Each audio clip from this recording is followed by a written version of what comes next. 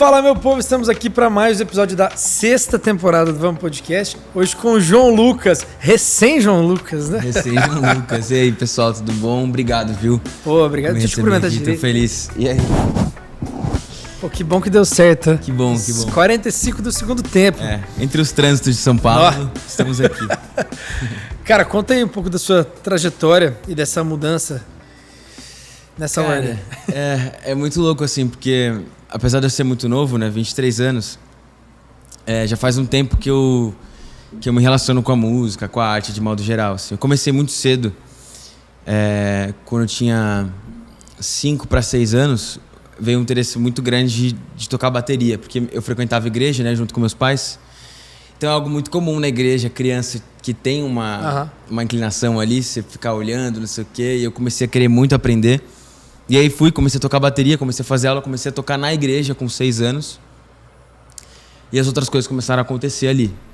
E meus pais começaram a perceber que eu tinha essa inclinação. Aí eu gostava de um filme que era meio musical, assim, eu cantava todas as músicas, e minha mãe, nossa, ele canta. Finado. Aí entrei pro coral da escola e as coisas foram acontecendo. E aí, paralelo a isso, eu fazia comercial de TV na época, criancinha. E aí uma produtora do Raul Gil estava fazendo um teste para um comercial e ela falou, olha, eu vi que ele canta, não sei o quê, por que você não leva ele num teste do Raul Gil? Isso já tinha uns 8 para 9. Uhum. E aí minha mãe falou, tá bom. E aí eu fui. Aí eu fiz o teste, eu dançava hip hop também, então eu e uma menina, a gente apresentou uma dança. E aí na fila do teste, uma produtora virou e falou, tem uma ficha livre pra quem quiser cantar. Aí minha mãe pegou e falou, você não quer cantar? Canta a música que você aprendeu no coral da escola, era muito pequeno, né? Uhum. Falei, tá bom. Era Happy Day. Oh, Happy Day. E aí eu fui cantar essa música no teste lá. E aí eles gostaram, eles falaram, cara, semana que vem vai ter um coral que vai cantar justamente essa música. A gente quer fazer uma inserção dele no programa, mas vamos fazer de um jeito diferente. Ele vai estar na plateia junto com os pais, né? E aí o Raul Gil vai fazer um merchan. E aí quando o Raul Gil passar, ele vai chamar o Raul Gil e pedir uma oportunidade para cantar. Que era tudo combinado, né? Televisão. E aí foi isso que aconteceu. Aí eu fui, o Raul Gil passou, né? O programa gravando, não sei o quê. Aí eu chamei assim, ele abaixou. Ele, quê? Você quer cantar? Mas como assim você quer cantar? Eu falei, eu quero cantar, não sei o quê. Aí ele, tá bom, vem cantar então. Aí eu fui, cantei a música, e nossa, que legal, não sei o quê, bababá. E aí eu comecei a ir, aí fiquei um tempo indo, até que meus pais se mudaram para o interior de São Paulo.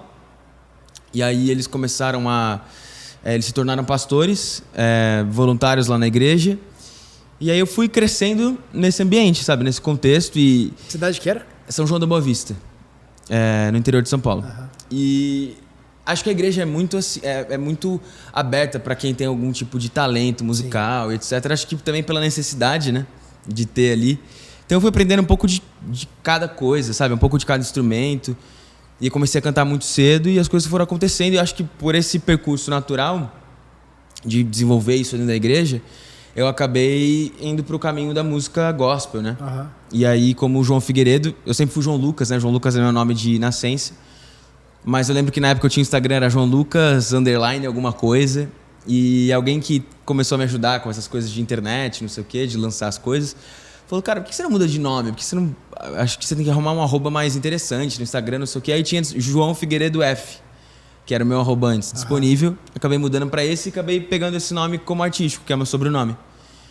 E aí foi assim, comecei a lançar as coisas. Mas Figueiredo também é sobrenome? O Figueiredo é meu sobrenome também. É João Lucas de Lima Figueiredo, meu nome inteiro.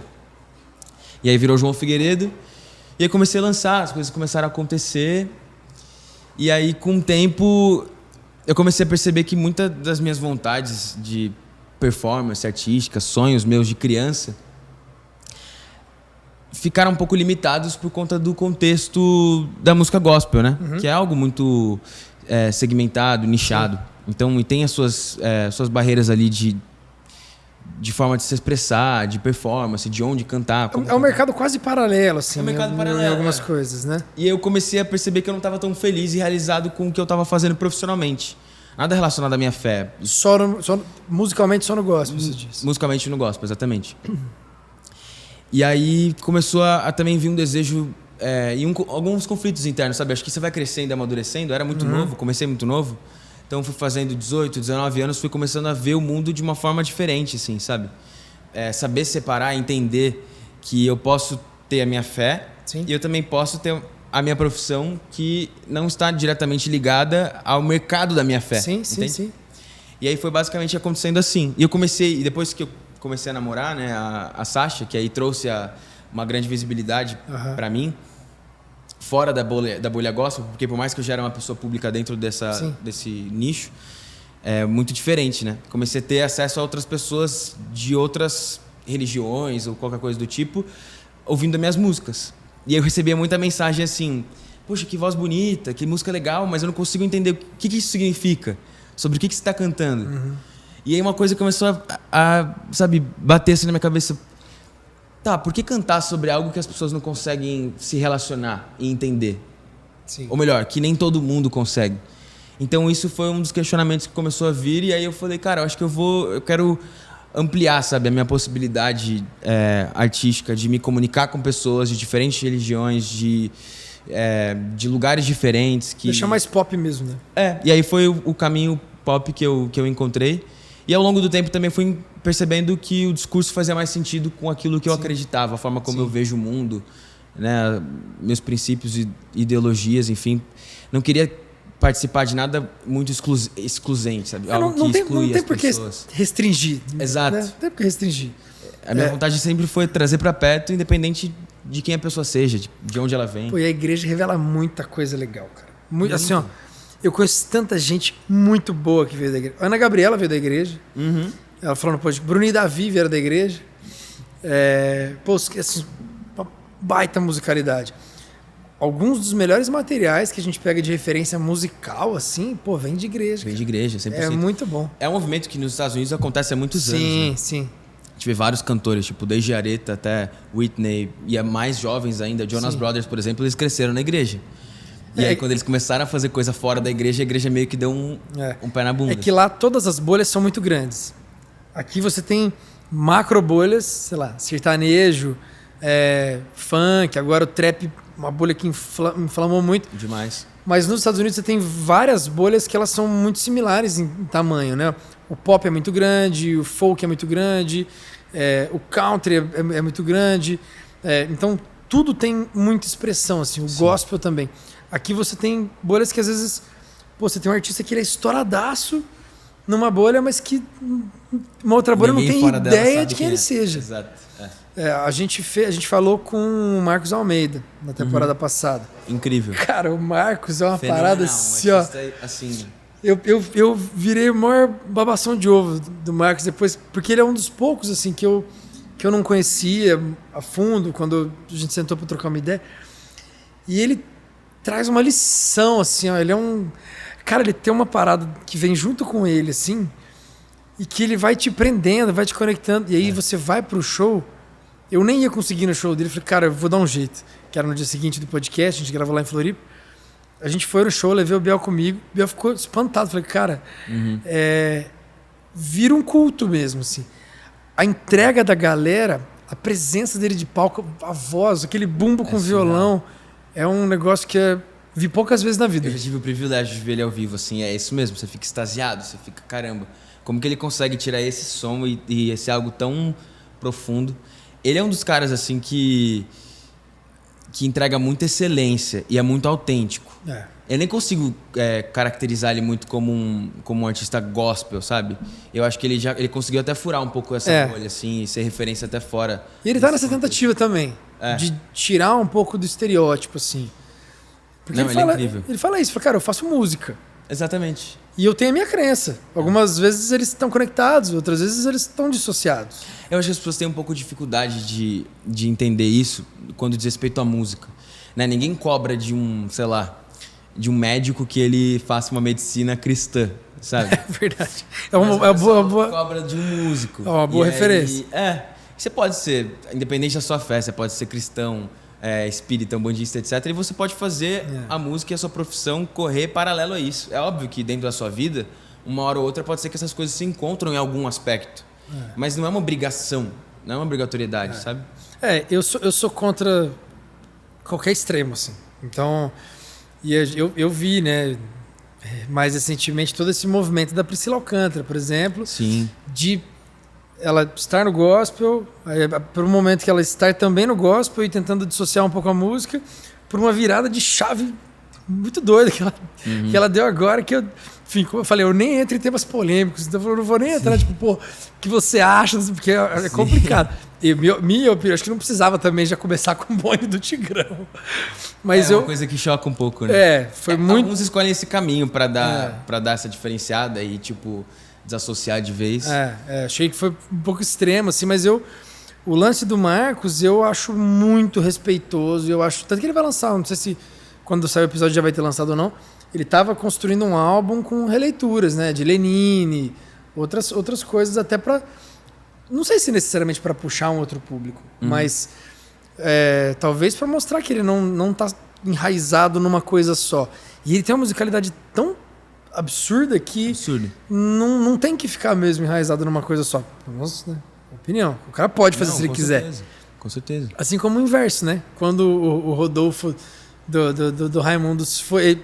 É um cara que já sai de um outro público, ele tem que quebrar as barreiras de dentro, né? Exato. Da bolha de dentro. Exato. É um processo complicado. Os dois caminhos. Eu acho que hoje em dia... Não sei, pelo menos pra mim, se deu de uma forma muito natural por conta do tempo que eu fiquei entre meu último lançamento gospel até agora que eu tô voltando com a música pop. Né? Então, eu acho que as pessoas foram entendendo o meu caminho, quem eu sou. Eu acho que o tempo me ajudou nisso. Sim. Porque foi aos poucos, sabe? Com o meu posicionamento, com os lugares que eu frequento hoje em dia, da forma como eu comunico. As coisas, os assuntos que eu falo que antes eram mais evitados por conta até mesmo dessas barreiras internas do meio que eu fazia parte. Então as pessoas foram entendendo e aos poucos alguns foram indo embora, né? Eu digo do meu público assim. Sim. E outros foram chegando também. Então é um processo natural assim. Eu escolhi esse caminho, sabe? Eu também acho que fica muito distante da minha realidade se eu tivesse apresentando algo completamente chocante e diferente e trazendo que é um caminho super válido para alguns artistas, mas eu escolhi um outro caminho. Que é de fazer esse processo de forma mais gradual, assim. E estamos indo nesse lugar, assim, de... Não precisa, né? João Fit Tati quebra barraca. Cara, eu não teria nenhum problema em fazer isso. Eu acho que cada um tem o seu tempo. Sim, também acho. Nessas coisas. Mas, por exemplo, vou lançar um EP no que vem, eu tô na masterização agora. Que é esse ano, né? Que a gente vai lançar em janeiro. Exatamente, é verdade, 2024. Esse ano. Que esse EP, ele tem uma sonoridade muito característica de coisas que eu sempre quis fazer. E tem uma faixa especificamente, que é uma faixa muito diferente de tudo que eu imaginei fazer na minha vida, assim, em questão de letra ou de arranjo? De arranjo. Como ela pode se classificar, assim. De letra é muito próximo... Eu tento trazer tudo para minha realidade ou também para histórias que eu fico inspirado de pessoas próximas a mim. Legal. Mas é engraçado, porque há pouco tempo atrás eu não me imaginaria chegando nessa sonoridade. E hoje eu me sinto completamente à vontade e não me vejo fazendo outra coisa, entendeu? Massa. Então acho que é um processo que aos poucos você vai entendendo, assim, se conhecendo. Acho que toda transformação demanda isso. E você que escreve? Eu escrevo. Todas as músicas que eu lanço, eu componho. Legal, algumas sozinho, outras com outros compositores, né? E você tem facilidade para escrever em conjunto, assim? Cara... Acho difícil, assim. Eu demorei para ter essa experiência, eu acho. Demorei, né? Eu tive essa experiência recentemente, quando eu fiz essa transição. Porque a primeira música que eu lancei, que foi uma música teste nessa transição pro pop, foi a de 1 até 3. Que acho que foi em 2019. Foi 2019... Não, foi 2020 que eu lancei essa música. E essa música... 2020, final de 2020. Essa música foi esse teste, assim, pra sentir como que o público ia abraçar, enfim. E dali em diante eu comecei a escrever em parceria também com outros compositores. Mas foi completamente novo pra mim, eu nunca tinha feito isso. Era um negócio muito mais... É um processo muito mais introspectivo.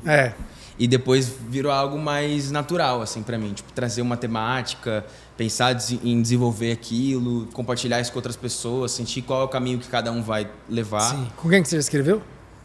Essas músicas de 1 até 3 e Nasce o Sol, que foram as duas últimas que eu lancei, foi com o Leonardo Brandão e a Juliane Souza.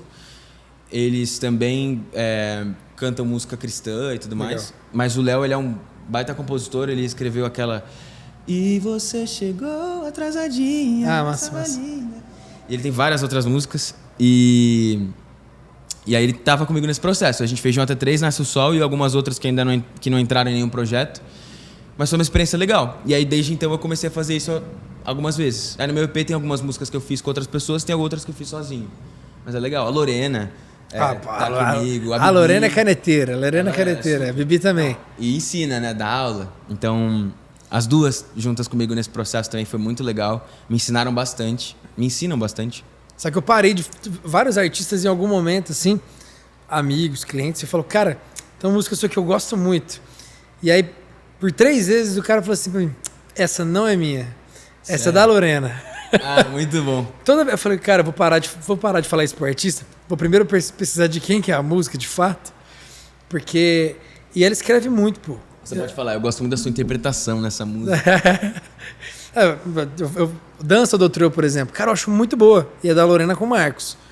E eu não sabia, né? Da primeira vez que eu fui falar, eu falei, cara, dança pra mim é foda. Pô, mas dança é da Lorena com o Marcos. Não, ela é uma baita compositora. Sem dúvida. E você tá fazendo essa transição agora de João Figueiredo pra João Lucas. Por quê? Cara, esse processo foi engraçado, porque eu já tinha... Quando eu resolvi trazer uma nova sonoridade para um outro caminho na minha carreira, relacionado à música, eu tinha a intenção de mudar de nome. Desde quando eu lancei de 1 até 3. Eu falei, cara, acho que eu quero mudar de nome. Por N razões, assim. Acho que a principal é porque eu senti que esse nome me dava uma envelhecida, sabe? Tipo, João Figueiredo, uma coisa que parece meio sério. Também teve o Presidente no passado, enfim. Então, essas associações, assim. E aí eu falei, acho que eu quero trazer algo mais próximo de quem eu sou, sabe? Tipo, sou muito jovem, enfim. Então acho que eu queria trazer um nome mais próximo a isso. E aí, beleza, deixei isso meio de canto e fui tocando as coisas. Aí fiquei nesse meio tempo sem lançar nada, desde Nasce o Sol. E pensando, como que eu vou fazer essa mudança, né? Qual é o momento certo para isso? E qual vai ser esse nome que eu vou escolher? Porque eu também não me via puxando um nome artístico, criando um nome, sabe? Para esse momento. E aí, no momento de terapia mesmo, com o meu terapeuta, meu psicólogo, eu falando sobre a nova sonoridade, o que a gente estava construindo e falando sobre o meu sonho de criança. Quando eu era criança, meu sonho era ter um circo. Oh, que massa. Era engraçado, eu amava circo, eu era fissurado, cara. Eu tinha febre quando eu via que tinha circo na cidade e a gente passava na frente. E meus pais falavam, a gente vai no circo, sei lá, amanhã. Cara, eu passava a noite com febre de ansiedade pra ir no circo. Então, eu cresci, as minhas manhãs eram sempre na casa da minha avó, que minha mãe ia trabalhar, me deixava na casa da minha avó e eu ficava lá até a hora de ir pra escola, que era 1 da tarde. Então, eu fazia do quintal da minha avó o meu palco, assim. Então, eu pegava os lençóis dela, assim, colocava no varal, virava a cortina e fazia meu espetáculo, tudo mais, circo com música, não sei o quê. E aí, quando meus pais e meus tios voltavam do trabalho, eu fazia todo mundo sentar para assistir o meu espetáculo. Então, eu voltava da escola, meus pais voltavam do trabalho, todo mundo sentava assim, eu botava minha cortina e aí apresentava alguma coisa. E eu comecei a falar isso pro meu terapeuta, contar um pouco desse processo. Ele falou, cara, você já parou para pensar que a sua maior fonte de inspiração para tudo que você está fazendo hoje é essa criança de 5, 6 anos lá atrás que construiu esse mundo imaginário e fez você se apaixonar por isso, e isso definiu quem você é hoje? E aí isso me deu um insight, sabe? Tipo, eu falei, caraca, isso. Acho que eu preciso olhar mais pra ele, sabe? E aí me veio isso, tipo, quem eu era naquele momento, sabe? Onde eu tava, quais eram minhas paixões, quais eram os meus sonhos. E aí veio... Lembrei que eu só era conhecido como João Lucas. Eu não era uma criança 100% anônima, né? De uma família 100% anônima, enfim, uma família simples, da Zona Norte de São Paulo. Tipo, a minha origem não veio desse lugar de muito privilégio, muito acesso às coisas. Então eu era mais uma criança ali. Eu comecei a olhar muito pra isso e falei, cara, acho que eu quero resgatar isso pra mim nesse momento, sabe? E aí eu falei, eu acho que eu vou voltar com o João Lucas. Vou te dar uns 15 anos a menos, hein? Me dá uns 15 anos. João Figueiredo. Exato, pelo menos uns 15 anos. Né? E aí foi assim, e aí eu levei isso, né? Obviamente, compartilhei isso com a minha esposa, ela gostou muito da ideia, ela sempre gostava. Minha sogra também falou, cara, João Lucas é um nome bom, eu acho que tem que ir pra esse caminho mesmo, não sei o quê. E com o meu time também. E a galera abraçou, e aí foi isso que a gente fez. E eu bonitinho, moleque novo assim, falar minha sogra, minha esposa, né? Sou casado. Os caras aqui tudo marmanjo velho. Já tem sogra, esposa. Cara, mas e aí? Você vai fazer essa mudança 100% assim? Por exemplo, Spotify, YouTube, tudo? Então, é uma questão, né? YouTube talvez é quando fácil. sair você já vai ter resolvido isso. Feito. Mas... já tá feito, na verdade, no caso. Sexta-feira agora, no caso, já vai ter acontecido. A gente lançou, então, ano passado, Meu Bem, que foi o que estreou essa mudança de nome, né? Sim. Mas o que acontece no YouTube é mais fácil, porque é uma plataforma que você consegue fazer essa alteração sim. de forma mais tranquila. Nas plataformas digitais, tipo Spotify e outras, é um processo um pouco mais complexo. Não troca, né? É a troca de nome. Então é muito mais fácil essa troca acontecer quando você está dentro de uma label que consegue fazer esse jogo de cintura com a plataforma, né? Do tipo, olha, a gente investe nisso, pra gente ser importante se esse artista tivesse essa mudança de nome dentro do mesmo perfil que ele tem.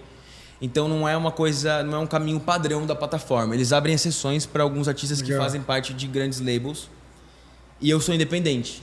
Então esse processo não foi o meu processo. Então a gente teve que abrir um novo perfil, João Lucas, preservando o perfil João Figueiredo, continuou com as músicas lá.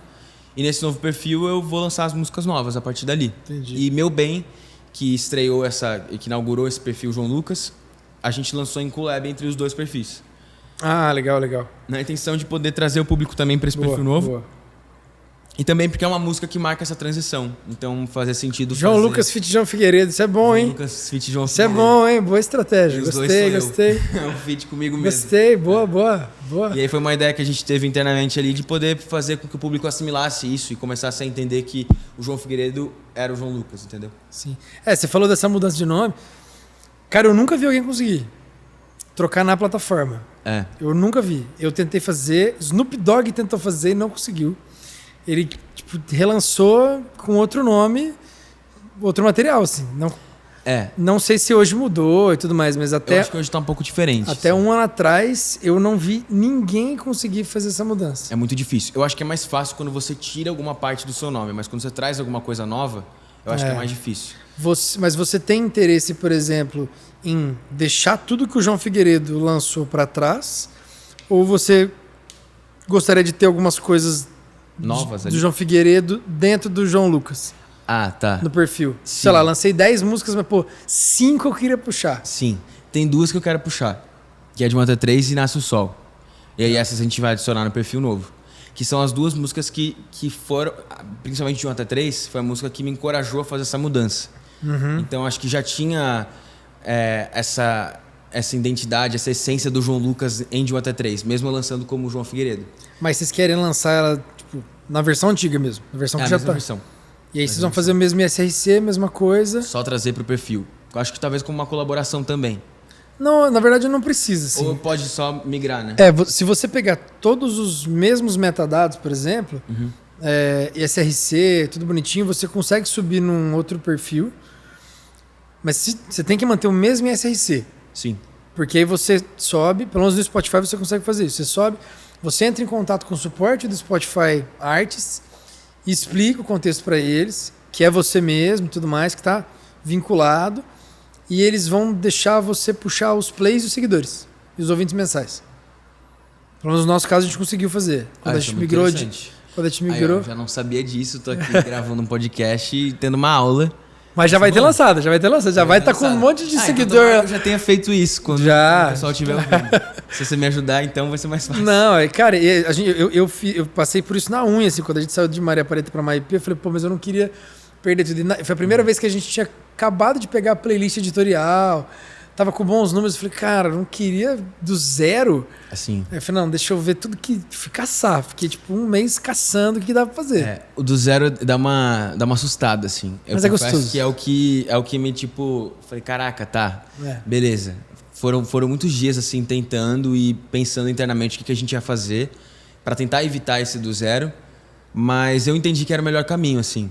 Por N razões, acho que até... Renovação, cara. Por a renovação, exatamente. Acho que pra iniciar esse processo, algo mais significativo ainda do que os números, sabe? Eu acho que os números são uma consequência de um bom trabalho, de você dar o seu melhor. E a gente tá buscando isso, sabe? Entregar o nosso melhor no que a gente puder fazer. Você crava uma parada, assim, que você vira uma... Você vira uma parte, você crava uma estaca no negócio, assim, começa do zero com um gás novo. Esse lance de conseguir migrar os ouvintes mensais e os plays ajuda muito, porque você já puxa um pouco de relevância do algoritmo, assim. Sim. Então isso favorece. Mas quando a gente foi fazer essa mudança, pô, eu fiquei, sei lá, 6 meses me torturando, assim. Pô, muda ou não muda? Porque perfil de Instagram, você conseguiu mudar, mas eu falei, não, é 0 seguidores. Tudo do zero. E aí eu comecei a conversar com uma galera e acessar uma galera pra, enfim, entender, né? Se fazia sentido, se não fazia sentido. O Atitude 67 não era Atitude 67, era Grupo Atitude. Mudaram, sei lá, 2 anos antes da cerveja de garrafa. Nat Roots era Nativos, J Quest era J Quest. Então, assim... Tem coisa que vale a pena, que a gente só vai entender lá na frente e fala assim, caramba, isso foi bom. Foi bom ter feito isso. Você sofre um pouco por um tempo, assim. Mas, pô, tá novo. Então, você tem quantas músicas lançadas hoje? Cara, eu não sei quantas, deixa eu pensar. Umas 8? Tipo, contando com o momento gospel. Sim. Acho que umas 8. É um bom número, dói um pouco deixar pra trás, mas não é um negócio assim, pô, tô jogando toda a minha carreira, 3 álbuns pra trás. Exato. Não é também, tipo, muita coisa.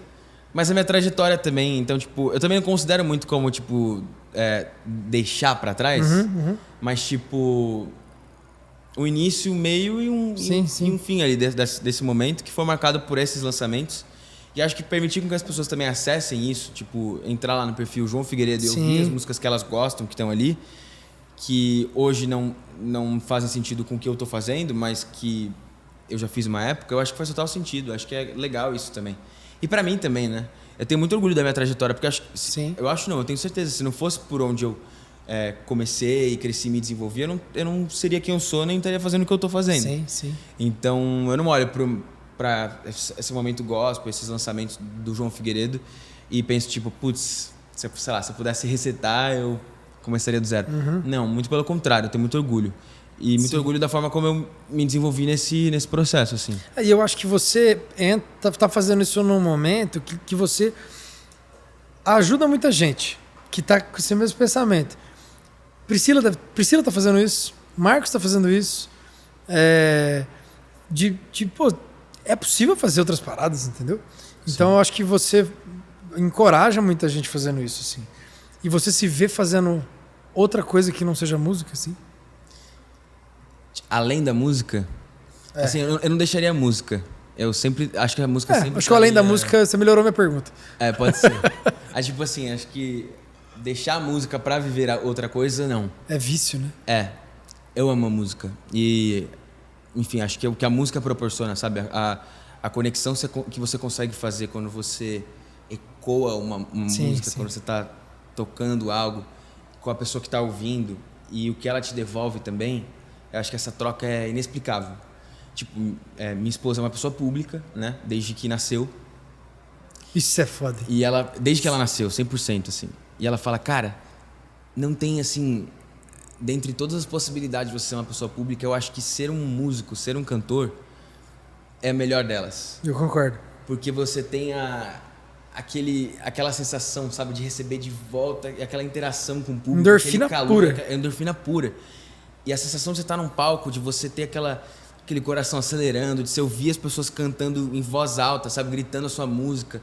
Aquela interação de carinho que você tem com as pessoas que estão ali é muito especial. Então, ela fala isso. Tipo, toda vez que a gente vai num show, ou também, né? A mãe dela que, por mais que ela não se denomine cantora, tem Grammy, bateu recordes de discos, etc. E canta, né? Faz shows. Ela fala, isso é incrível, sabe? Faz navio, pô. Faz navio. Eu achei muito massa. Várias paradas, é muito legal. E ela fala, cara, acho que isso daqui é muito especial. Então a música eu jamais deixaria. Mas desde pequeno, por exemplo, criança eu fazia teatro. Então eu sempre tive outros interesses dentro da arte, sabe? Eu gosto muito de pintar também, então eu faço isso Legal. assim, de forma paralela, mas a música, ela é o que me guia, sabe? Mas com certeza, atuação e outras coisas que vão aparecendo, oportunidades ao longo do tempo, Dentro da arte são coisas que eu abraçaria. É legal, pô. O Brian faz isso. Conhece o Brian Bear? O Brian Bear, ele tem... Pô, inclusive acabou de ser nomeado ao Grammy. Faz uma sonzeira da Universal. E é um moleque que tem muita música boa e pintor também. Tem um perfil lá de quadro. Quadros lindos. Comprei um quadro dele, inclusive. Irado. Moleque bom, assim. Mas é porque a música, ela é um vício, né, cara? É um negócio que... Você fala, não, vou dar um tempo. Aí você fica lá 1, 2 anos... Não adianta, cara. Não dá. O cara volta assim, ó. Todo mundo que eu conheço volta. Nem que seja pra voltar num contexto assim, sem pressão, sem impulsionamento. Eu vou botar umas músicas no mundo, porque elas estão aqui, elas precisam sair. Eu quero produzir, a coisa de estúdio é gostosa, assim, você tá lá, ver o negócio nascendo e tudo mais. 100%. Eu amo esse processo. Esse ato pra mim de, tipo, do meu último lançamento, que foi há 2 anos atrás, até hoje, foi um processo muito dolorido, assim, nesse lado da minha vida. Porque foi muita coisa acontecendo da minha vida pessoal, que foi tomando destaque, por razões óbvias, e por não estar fazendo nada profissional, então essa era sempre uma pauta muito presente na minha vida. E também pela saudade, sabe? A saudade de você fazer música, a saudade de você estar num palco cantando, a saudade de você sentir aquela... você fica meio que dependente dessa sensação, sabe? De estar num estúdio, de você ver o negócio nascer, como você disse. Então, de aproveitar todo o processo. Então, nesse meio tempo que eu fiquei sem, aí eu voltei, obviamente, não faz tudo, não fiquei 2 anos inteiros sem produzir, sem fazer nada disso, mas 2 anos sem fazer um show, sem lançar uma música, foi um momento difícil, assim, pra mim. E você acha que esse excesso de exposição, não necessariamente relacionado à música, é positivo ou negativo pra música? Pra música? É. Cara, eu acho que foi positivo pra mim, assim, porque eu acho que tem muitos bônus, sabe? Tipo, Sim. Que vem quando você tem ali essa questão da exposição, junto disso também vem os seus fãs, sabe? Vem o carinho das pessoas que te acompanham, o interesse delas de saberem da sua vida. Então eu não vejo tudo isso como uma forma, tipo, uma coisa ruim, sabe? Eu acho que esse meu entendimento também se dá muito pela forma como eu fui introduzido a isso dentro da família dela. Entendi. A forma como a Xuxa se relaciona com os fãs e a forma como ela encara tudo isso, a forma como a Sasha também aprendeu a fazer isso ao longo do tempo e hoje ela vê e se relaciona, eu fui aprendendo ali, sabe? Tipo, e pra mim foi se tornando algo legal de se administrar. Eu acho que você só tem que saber canalizar isso também no lugar certo. Separar as coisas. Separar as coisas e também potencializar aquilo que você quer mostrar mais. Então, é o que eu tô fazendo hoje, né? Que é a música. Sim. É óbvio que a minha vida pessoal também faz parte do interesse das pessoas que gostam de mim. Uhum. E tá tudo bem também, eu não vejo isso como um problema, né? Até mesmo porque minha esposa também é pública. Se fosse só eu, uma pessoa pública, é diferente, mas não é o caso, então tá tudo bem. Mas agora é o momento de dar destaque, dar espaço e abertura para aquilo que eu gosto, aquilo que eu sei fazer bem, que é a música, né? Então eu tô nesse momento, assim, da minha vida. Então, eu não vejo que foi algo negativo, porque foi algo que me trouxe notoriedade, abertura. Sim. Me possibilitou também viver coisas interessantes em outros meios, fora da música, como, por exemplo, na moda, na publicidade, como um influenciador digital, vamos dizer assim. Sim, sim. Por mais que eu seja um cantor, tem ali um Instagram e tudo mais. Comecei a viver experiências legais nesses lugares, que hoje me dão um respaldo muito legal para usar disso com a música, entendeu? Então, de trazer a moda para a música, de trazer a publicidade para a música também. Então, você poder brincar com tudo isso, assim, fazer tudo isso virar uma coisa só é interessante. Então, acho que não foi negativo, não. A conexão como um todo ela é muito massa, né? Você conseguir pegar uma coisa que não tem nada a ver com a outra e fazer um casamento legal. A gente gravou essa semana o Fábio Braza e tava os Benzier. A gente gravou os meninos Benzier antes. Falei, cara, fica aí, vamos fazer o Braza também. A gente gravou... Que hora que a gente gravou ontem? Era, sei lá, 5 da tarde o Braza chegou? 6 da tarde. Saíram daqui 2 da manhã. Os Benzier dormiram aqui, né? Os Benzier dormiram aqui. O Braza foi embora 1 da manhã. E aí eu me vi, a gente tava todo mundo sentado aqui, comendo sushi. Falei, cara, o Braza, a Vicky tocando um cavaquinho Zeca Pagodinho e o Brasa rimando no meio da parada. Irado. Falei, cara, a conexão da música ela é uma parada que é muito legal, assim, muito legal. Mais que a visibilidade, às vezes ela pode ser chata, às vezes ela tem suas vantagens, tem suas desvantagens. Pra cabeça, você tem que ter uma maturidade muito louca, assim, de separar as coisas que você lê, se é que você lê. Mas isso te coloca num lugar que te conecta com pessoas muito legais, assim. Muito. Não, a música ela te abre muitas portas, assim. E não só pro artista que tá ali no frontline, sabe? Tipo, do negócio. Sim. Cantando com o microfone na mão. Mas acho que pra toda a estrutura, sabe? Desde a equipe que nunca aparece, mas que tem muito o seu crédito, o seu valor. Porque ninguém faz nada sozinho. E isso é uma coisa que eu aprendi desde que eu comecei ainda no gospel. E eu contei muito com o apoio das pessoas, de modo geral. Sim. Pessoas que acreditaram em mim. Quando eu não tinha dinheiro pra investir, pra gravar. Tipo, pessoas que abriram a sua casa, botaram um colchão, pegaram um microfone emprestado com um amigo, uma placa com outro, pediu para um mixer fazer uma faixa, tipo, um precinho. E você vê a movimentação ali de pessoas te apoiando. Então, acho que é legal a conexão que você faz com pessoas que nem necessariamente vão aparecer, sim, mas que elas influenciam no resultado final, tanto quanto o artista que está interpretando, que está dando a cara ali, etc. Então, essas conexões são especiais demais, né? Tipo, a gente se conheceu através sarau da música, um sarau. Na casa da Deia, né? Era a Deia? Foi. Que era lançamento, acho que João Klein, Bibi, Deia e Coronha. Pô, minha memória tá boa. Nossa, tá muito boa, é verdade. Foi a Bibi com o Klein, João Klein. Com o João Klein e a Deia com a Coronha. Com a Coronha, exatamente. Pô, tinha uma galera ali, Maíra, o Nage... Muito, foi mal. Pedrinho 67 tava lá. Eu até cantei uma música que eu fiz com a Lorena, que eu vou lançar. Então, foi lá que eu te ouvi. Exato. Eu cantei a Minuto de Saudade lá. Primeira vez que eu tô falando esses nomes. Como vai sair, né? Tudo bem. Que eu cantei a Minuto de Saudade lá. Foi a primeira vez que eu cantei publicamente, assim. E é muito legal, porque desse dia, tinha algumas pessoas que estavam lá, que me encontram às vezes em algum rolê, alguma coisa assim. E falam, cara, e aquela música que você cantou lá, você não vai lançar? Eu lembro até agora, que canta. Eu falo, caramba, que legal isso, tipo. E é isso, encontros que a música proporciona. E tinha músico, tinha produtor, tinha empresário. Tinha um maluco tocando violão ali, que ele é da igreja também. E ele toca assim, um negócio absurdo, ele tocou várias vezes na igreja. Eu não sei o nome dele. Da igreja. Eu esqueci o nome dele. Não lembro. Cara, aquele maluco tocando é uma parada assim. Ele é uma jukebox. Qualquer coisa que a galera puxava, ele... Tocava tudo. Impressionante, impressionante. Eu não sei o nome dele, é uma pena que eu não lembro o nome dele. Também tinha um outro tocando violão também, que é o guitarrista do João, que eu esqueci o nome dele também. É verdade. Ele também tava tocando, também tocou pra caramba. Eu acho que o show do João do Lollapalooza, quem que fez, Biel? Foi o menino da Ana Gabriela, né? Esqueci o nome dele. Pô, eu acho que ele é o guitarrista. O Coimbra, Felipe Coimbra. Isso, esse cara mesmo. Eu não lembro do Coimbra esse dia, que doideira. Mas eu lembro dele no The Town.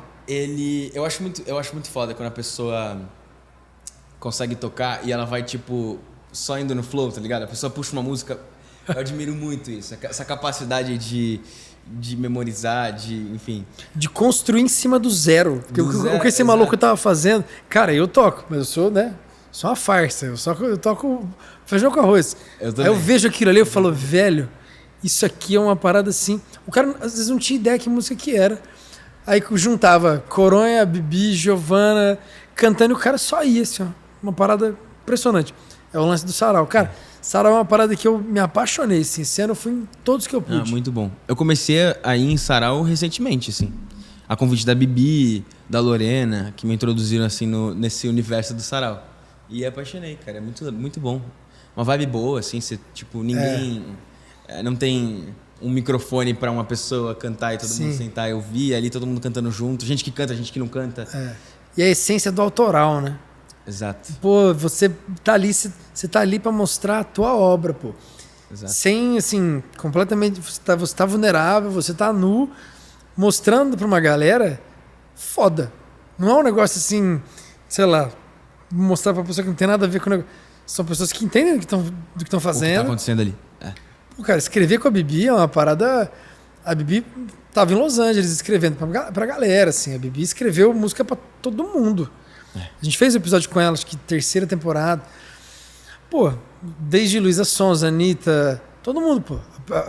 Sandy, Álvaro Vanessa. Júnior. Ela fez a da Sandy com a Vanessa. Pô, olha que massa isso. Muito legal. O Júnior. O Júnior é outro que eu achei muito massa, essa reconstrução do cara de Muito legal. abrir o coração e falar, cara, vou fazer e... Não... É isso, é o que a gente tava falando da música, tá ligado? A música, ela te puxa, não tem como. Por mais que você pode tentar evitar, ou você pode até ter vivido uma experiência que te traumatizou, que te deixou um pouco, sabe, assim, mas você sempre acaba voltando, de alguma forma ou de outra, assim, não tem como. E você vê, o lance do Júnior é uma parada que eu acho legal porque ele não precisa. Ele não precisa. O Júnior não precisa financeiramente, ele não precisa, talvez, do ego, de reconhecimento. Pô, acabou de fazer uma puta turnê. Não precisa. Mas é o fato do cara, pô, eu tenho conteúdo pra mostrar, eu quero mostrar, eu tenho as minhas criações que eu quero botar no mundo. E eu acho que isso é mais admirável, sabia? Também acho. É óbvio que cada um tem o seu diferencial. Mas eu achei muito legal essa coragem de, tipo, vir e falar, cara, tô aqui, tipo, pra trazer uma sonoridade nova, sozinho, né? Com, tipo, dançando. Será que vem turnê? Pelas provavelmente, dancinhas, assim, e tudo mais, eu tô achando que vem uma turnê meio... Eu acho que ele tem uma característica de artista que gosta de turnê. Tipo, eu gosto de show e de turnê. Pra mim, acho que a construção do processo toda tem que resultar no palco, sabe? Sim, sim. Então, tipo, eu penso nas músicas já, tipo, eu tô compondo, eu já tô imaginando eu cantando elas num show. Tem artista que é diferente, tem cantor que gosta do clipe, do streaming, tipo, do negócio mais digital. Sim. Né? Mas tem gente que gosta do show. Eu já gosto mais do show. Eu acho que ele tem essa característica também. Pela dança. É a celebração do negócio, né? E você... Se você faz um show hoje, sei lá, de 1h30, o que você coloca no teu show? Cara... Como eu falei, né? Me tornar João Lucas foi muito olhando pra essa criança e meus sonhos de criança. Então, quando eu era criança, eu sempre fui apaixonado por dança. Eu fazia hip hop pequenininho. Faço até hoje. E a minha ideia de show é trazer tudo que eu puder dentro das minhas possibilidades de performance pro show. Fazer isso de uma forma coesa, obviamente, com o projeto, né? Mas eu imagino dança, eu imagino figurino que comunique com aquela música, sabe? Músicas autorais. Eu acho que nesse início, no começo de tudo, por não ter tantas músicas dentro desse contexto como João Lucas, eu acho que... E também não vejo problema nenhum nisso, cantar músicas de outros artistas. Era até esse o ponto, assim, que eu tava curioso pra ver a pergunta. Tipo assim. Um repertório, né? Você colocaria de repertório? Colocaria música de outros artistas, sim. Porque tem muita música que, apesar de não ser minha, eu consigo me relacionar, sabe? Seja português ou inglês. Tipo? E eu acho que tá tudo bem. Cara, pensando, tipo, se eu fosse... Isso não é um martelo batido, sabe? Uma coisa definida. Vou colocar uma música desse tipo, sabe? Sim, sim. Mas tem muitos artistas que eu ouço, principalmente de fora, que eu consigo me relacionar muito. Com a sonoridade, com a letra, com a forma de performar. Acho que o Harry Styles é uma dessas pessoas. Nossa. Esse último álbum dele, Harry Styles, pra mim, tipo, é um dos meus favoritos, assim. Eu ouvi muito. Tive a oportunidade de ir em 4 shows dele, desse álbum, dessa turnê, dessa última. Justin Bieber também, que é uma referência pra mim também, musical e de estilo também. Então são artistas que eu traria facilmente, assim, uma música ou outra. Um negócio meio Bruno Mars, umas coisas meio Bruno Mars assim. também iria pra esse caminho. Ed Sheeran tem umas coisas que recentemente... Lindas. Exato. Muito bons, assim. E tá tudo meio que conectado, assim, né? Tá exato. Meio... E é o popzão. Acho que pelo menos pra mim, a única regra é ser coerente. Sim. Fazer sentido com aquilo que você tá construindo, com aquilo que você tá expressando, com a sua intenção naquele show, naquele formato. E você pensa pra 2024 um álbum, assim ou não? Sim. A ideia, a princípio, é o lançamento desse EP, trabalhar esse EP, fazer uma mini turnê, assim, legal, com essas músicas autorais, outras músicas também, de outros artistas. Mas, paralelo a isso, já produzi o álbum para lançar alguns singles além do EP em 2024 e no ano seguinte vir com um álbum grande, assim, com faixas, com um número de faixas consideráveis. O álbum é gostoso, né? Todo artista, quando pensa em álbum, a cabeça já começa a dar uma viajada. 100%. Pô, quem que vai escrever comigo? Vou escrever sozinho? Vou produzir aonde? E você bota os dedos na produção assim, ou você Você tem produzido com quem? Eu nunca assinei produção. Meu Bem, eu produzi com o Daniel Lopes, que é um cara que tá comigo desde a época do gospel. Uhum. As outras músicas do EP tem música com Douglas Moda, que ele produziu, que é Minuto de Saudade. E as outras são com o Bezebra, que é o Carlos Bezerra, que é um produtor assim incrível, que eu já conheço há um tempo. Uhum. E ele é bem voltado para essa estética pop, com uma característica um pouco oitentista, assim. E ele inclusive produziu agora o álbum da Priscila, paralelo junto com a gente produzindo o nosso EP. E foram essas pessoas, assim. Mas eu nunca botei o dedo pra assinar a produção. Sim, sim. Mas os pitacos, né? Você dá os pitacos, não tem como, né? Acho que todo artista que gosta do processo ali, de estar no estúdio, etc., acho que vem uma ideia ou outra. E acho que a direção vocal, a produção vocal já é uma grande produção dentro da faixa. Sim, né? sim. Mas eu, por enquanto, nunca tive esse desejo de assinar uma produção. Eu gosto de deixar esse espaço pra... E às vezes, às vezes nem precisa. É um negócio de você selecionar assim, um produtor. Quando a gente vai lançar, tem uma música que eu sei que ela já tá mais pronta. Tem um produtor que ele mexe pouco. Então você já vai naquele cara. Agora tem um negócio que você fala, puta, isso aqui dá pra pirar muito. Aí você já leva pra um cara que vai construir completamente Até hoje eu tive o privilégio de me dar muito bem com todos que eu trabalhei, assim, produzindo. De, rolar uma sinergia legal e o produtor conseguir extrair aquilo que eu queria. Então, nunca precisei ter esse tipo de vontade. Óbvio que nunca vou falar nunca, né? Sim. Pode ser que um dia eu queira. Mas agora não. E esse EP tem feat ou ele é pra trazer o João Lucas mesmo? Assim? Ele é pra trazer o João Lucas. Massa. Quantas músicas? São 7 faixas. Pô, já é um álbum, cara.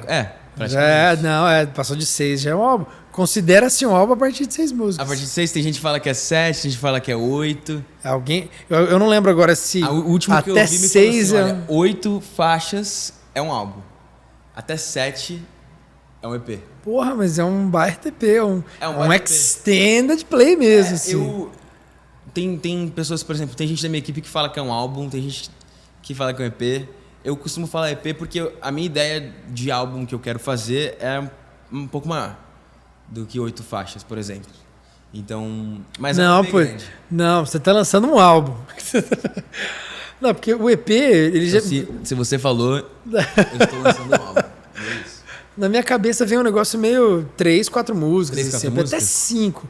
Pra mim, 6 ele é um quase álbum. Eu também. 7 álbum. Quando eu ouço 7 faixas, pra mim, soa como um álbum. Né? Eu fui mais pela nomenclatura ali que as pessoas do mercado estavam dizendo. Mas você também é uma pessoa do mercado. Então Ô, Biel, descobre pra gente aí no Google. Não, mas você não vai colocar essa pergunta porque o Google é tendencioso. Vamos pegar um exemplo.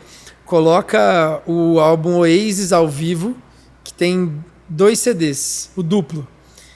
Vê quantas músicas tem cada um desses CDs. Eu acho que era 6 e 7.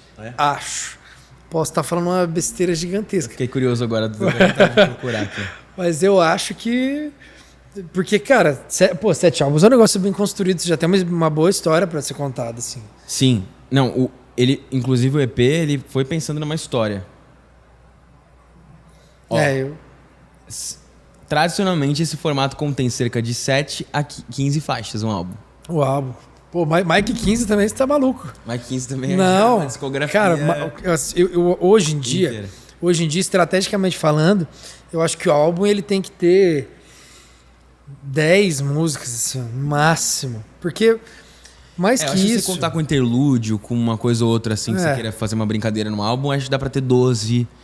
Então, o problema é que o artista ele quer fazer isso. E é natural querer fazer isso. Porque, você consegue contar uma baita história. É muito massa. Só que a gente vive uma geração, você sabe melhor que eu, porque eu já tô bem mais velho que você, tô 10 anos mais velho que você. É muito... Não consome o álbum. Cara, isso mata o coração do artista, porque não consome o álbum. Você vai ter as exceções. O álbum da Taylor Swift tem várias coisas implícitas. E você já cria um negócio lúdico ali dentro. É natural, porque ela já é uma artista que, ela vende uma parada que vem junto com o álbum, assim. E é massa quando o artista consegue fazer isso. Mas é raro o artista conseguir de fato fazer isso. Porque aquilo que você falou lá no começo, de você ter uma gravadora por trás ou ser independente, quando você tem uma gravadora por trás, Jota Quest vai lançar um álbum. Você vai soltar um álbumzão, mas cada mês você vai trabalhar uma música. A gravadora consegue botar como capa da playlist, consegue colocar em playlists editoriais, mudar a cada mês. Pô, tá tocando, sei lá, na Viral 50, daí um mês troca por uma outra música que foi lançada lá atrás. Mas o independente, se você lança um álbum, você consegue fazer um pitch. É mais difícil. Você só consegue botar uma música nas playlists. Pô, isso é de doer, assim, ó, pra não falar besteira, porque pô, você vai lançar 10, aí você tem que lançar 4, 5 singles pra tentar pegar playlist, pra ir lançando de pouquinho em pouquinho, pra depois você chegar com o álbum. Porque senão, se você pega 10, não lança nada, lança um álbum direto, às vezes você mata 9 músicas. Não, isso eu concordo plenamente. Eu acho que também vai de um processo assim de construção. Saber educar, tipo, os seus fãs nesse sentido. Tipo, o que você vai entregar, o que você gosta de fazer. Eu percebo, por exemplo, tem artistas como o João. Pô, foda. Que lançam álbum pra caramba, né? É. E os fãs dele amam álbum. Isso é doido. E amam turnê. E eu acho isso incrível. Eu acho isso foda, assim. O João, pra mim, é um cara, assim, sensacional. Em todos os aspectos, assim. De pessoa, Sim. que a gente tem uma troca legal. E também como artista. Cara, eu vou te fazer uma pergunta, sabe? assim. O que você acha que fez o João acontecer? Porque essa é uma coisa que eu me pergunto, e eu tento ler o mercado como um todo, e o João, pra mim, é a coisa mais incógnita. Porque eu não tenho relação com o João e tudo mais, e eu fico tentando interpretar, porque ele explora no Brasil o creme do pop americano. Ele é o artista pop americano no Brasil. Então ele trabalha no mercado nacional o modelo do pop americano. Ele é um dos poucos que faz isso. Hoje Luísa Sonza também está fazendo mais ou menos nessa linha. Uhum. Mas talvez o dela com um negócio muito mais de imagem do que musical, assim, às vezes. É meio não conflitante, mas talvez seja a mesma proporção, assim. A Luísa pessoa e a Luísa artista. Mas o João, ele é o artista. Ele vende o projeto artista. Eu acho que... É que é muito difícil, tipo, tentar nomear o que fez a pessoa acontecer. Porque eu acho que é sempre um conjunto de coisas. Sim.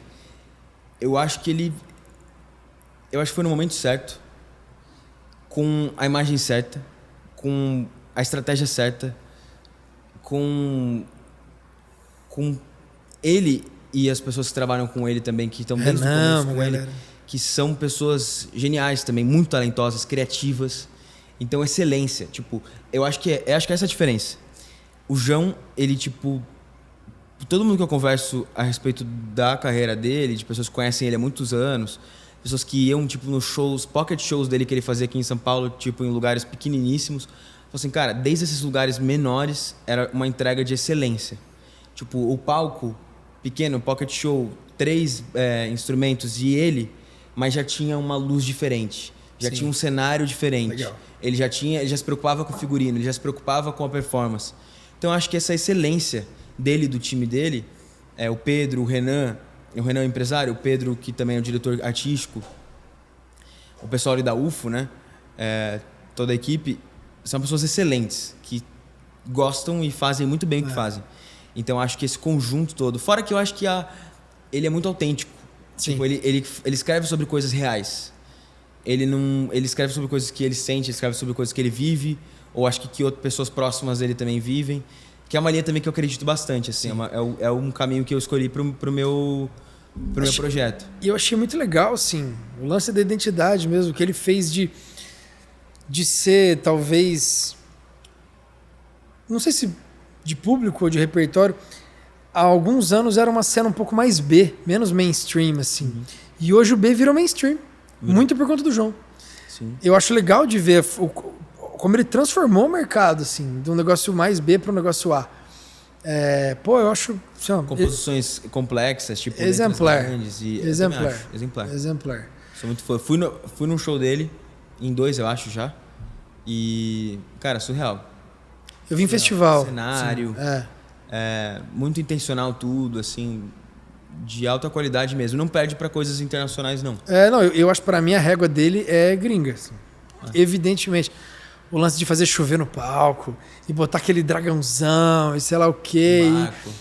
O barco, o negócio de colocar todo mundo de branco meio que nos praticáveis, assim. A mesa no final do show. Acho um entretenimento, assim. Admirável. Parabéns, João. E, cara, sonhos, assim. O que você tem de sonhos do João da música e João fora da música? Se é que dá pra dissociar, assim. Dá. Acho que são sonhos diferentes, assim. É o mesmo João, mas acho que são sonhos diferentes. Acho que de música... Cara, eu sonho muito em fazer uma turnê. Tipo, uma turnê legal, assim, sabe? Uma turnê muito bem construída, que passa pelo Brasil inteiro, que pode passar por outros países também. Eu tenho muita vontade de... Eu me relaciono muito com... Obviamente, eu sou brasileiro e amo o Brasil e não me vejo fazendo outra coisa a não ser a música aqui dentro. Mas eu também tenho muita vontade, me relaciono muito com outros países, sabe? Outros povos. Sim. Eu amo outros idiomas, eu amo outras culturas. O Brasil é muito rico em cultura e eu acho que a gente tem que mergulhar cada vez mais nisso dentro da arte. E a possibilidade de você levar essa cultura através da música para outros países, talvez cedendo ali na questão do idioma, por exemplo. Sim. Trazer uma sonoridade brasileira com o idioma, seja o espanhol ou o inglês, ou até o português, ou uma mistura dos dois, dos três, eu acho que é uma coisa incrível, assim. E é uma coisa que eu tenho vontade. Então, fazer uma turnê e poder ter no meu público pessoas além do público brasileiro. Seja através de músicas em outros idiomas, de me relacionar com o público fora do Brasil também. E eu acho que o mercado está abrindo muito espaço para os latinos, especialmente para os brasileiros. É verdade. Não só na música, na moda, no cinema. Tipo, a Bruna agora num filme de Hollywood de super-herói, sabe? Com um papel incrível, entregando atuação assim, não perdendo para ninguém ali naquele elenco. Contracenando com Susan, tipo, uma artista incrível também. Então, assim, tá começando, tem um movimento acontecendo, Sim. sabe? E eu acho que isso é bacana. Então, acho que eu tenho vontade de mergulhar nesse movimento, assim, de poder levar o Brasil para outros lugares. E também fazer isso através da turnê, né? E de lançamentos, enfim, talvez featurings também. E da vida pessoal, cara, eu sempre sonhei muito em ser pai. Pô, eu vou fazer essa pergunta na sacanagem daqui a pouco. Tipo, você quer ser pai? Você vai ser pai? Sempre sonhei muito em ser pai. Eu não penso em demorar tanto, assim. A gente não pensa. É uma vontade nossa, mas é muito tempo... Tem que ser no tempo da Sasha, sim, né? Sim. Ela que vai gerar ali, ela que vai carregar na barriga por 9 meses, a mudança do corpo, tudo isso interfere muito. Quem que manda em casa? Então, quem manda em casa? Precisa responder? Não, tô brincando. A gente é muito equilibrado nisso, assim. A gente se dá muito bem nesse aspecto, sabe? Em dividir as responsabilidades, as funções. Ela participa muito das minhas coisas, eu também dela, num bom sentido, sabe? Um ajuda e suporta muito o outro nisso. Então, eu tenho muito essa vontade de ser pai. Ela também muito essa vontade de ser mãe. Mas eu costumo falar que é no tempo dela, assim. Sim, e a gente tem alguns objetivos, obviamente, antes disso, assim, de carreira legal. E etc. Mas é um sonho meu da vida pessoal, sem dúvida. Boa. Cara, obrigado demais por ter vindo aí. E eu te desejo muita sorte na carreira, no seu álbum. Obrigado, 2024, no seu álbum. Você descobriu, Biel? Cara, inclusive... Não descobriu? Eu não achei esse álbum do Oasis. Acho que é o Oasis ao vivo, mas depois eu procuro. Cara, inclusive é muito provável que as pessoas que estejam ouvindo isso agora já vejam o meu lançamento como um álbum, né? E não como EP. Então vocês vão saber que essa transformação se deu por conta da influência dele. Vai viralizar o corte igual aconteceu com o Restart. O Pelu veio no podcast 1 ano antes de voltar com a turnê. E aí eu fiz a pergunta, falei, cara, e aí? Não tem a postão de Júnior, NX0, não vai ter um Restart Special Tour, Special Day, alguma coisa assim? Ele, não sei o que lá, a gente fez esse corte. E o corte viralizou 1 ano depois, quando anunciaram a turnê do Restart. Sim. Cara, sucesso. A música é uma parada que às vezes ela é ingrata, mas é a coisa que gera as conexões, os momentos mais legais que eu já vivi e que eu vejo muita gente vivendo, assim. Eu vejo, às vezes, algumas coisas, sei lá, de Instagram mesmo, assim, tipo, 2, 3 artistas que eles tinham tudo pra ter uma relação juntas e, de repente, estavam em outro, sei lá, e se encontram num camarim de um festival e dali surge uma parada e vai uma viagem pra praia. A música tem o poder de construir momentos e conexões que é um negócio, assim, inacreditável. Inexplicável. Você é novo, então sucesso na nova fase de João Obrigado. Lucas, agora renovado, literalmente 15 anos mais novo, o João Figueiredo. Sim, obrigado. E muito sucesso de coração. Muito obrigado, obrigado mesmo. Eu acredito muito nisso. Eu vejo muito a música como um instrumento de serviço, sabe? Para as pessoas e como instrumento também até para curar as pessoas. Sim. Né? Então, além de ser um entretenimento, algo que renova, que revigora, que conecta, também cura, sabe? Transforma. Então é muito foda e parabéns pelo seu trabalho também, porque sem esse respaldo, sem essa inteligência do mercado, de como, sei lá, transitar no mercado, como atuar como um artista e fazer isso da forma mais inteligente possível, podendo também trazer mais saúde para esse processo, para que esse processo seja justo e longo, né? Que não seja algo que acabe rápido. É muito essencial o que você faz, o seu trabalho, então parabéns por isso. Obrigado, conta comigo. Valeu, obrigado. Mesmo. Obrigado mesmo. Não sei qual vai ser o número desse episódio, mas 6ª temporada, vamos pro podcast com João Lucas. Obrigado, gente. Boa.